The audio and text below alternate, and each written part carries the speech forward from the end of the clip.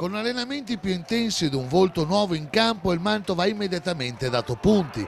Ivan Javorčić ha fatto lavorare duramente la squadra ed i frutti sono giunti con la bella vittoria conquistata sabato a Bassano del Grappa in un campo che sembrava inespugnabile da chiunque. L'albero di Natale ha funzionato ed il Mantova ha la migliore partita della stagione grazie a una difesa ordinata ed un centrocampo concreto ed efficiente. Determinante è stata la vecchia guardia con Gonzi, Zamarini, Scalise e Raggio Garibaldi su tutti, il resto poi fu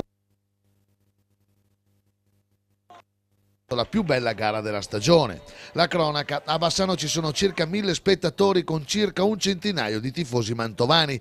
Mister Javorčić schiera l'albero di Natale con Ruopolo unico attaccante e con difesa formata da Scalise, Carini, Trainotti e Scrosta.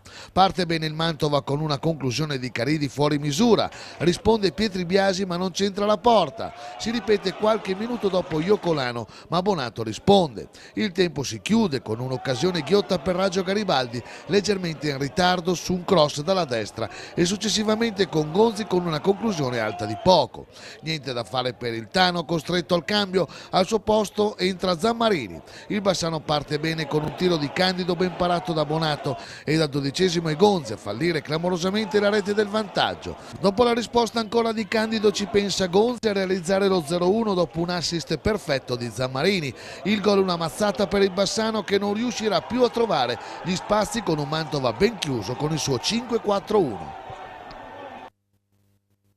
Ho visto tutto, di quello che c'è bisogno di vedere è una partita di calcio. Ho visto tanto cuore, ho visto tanta generosità, ma ho visto anche organizzazione, ho visto attenzione, ho visto anche idee chiare, ho visto un gruppo compatto, ho visto una profonda dedizione a quello che si sta facendo e ho visto anche qualità e esaltazione di qualche giovane che sta uscendo fuori.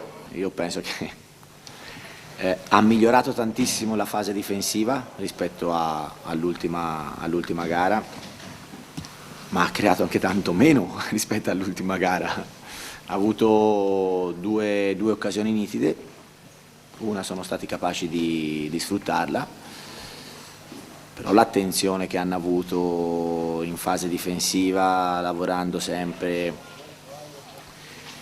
in spazi stretti, concedendo poca profondità e scappando coi tempi giusti, questo ci ha limitato in quelle che sono un pochettino le nostre qualità.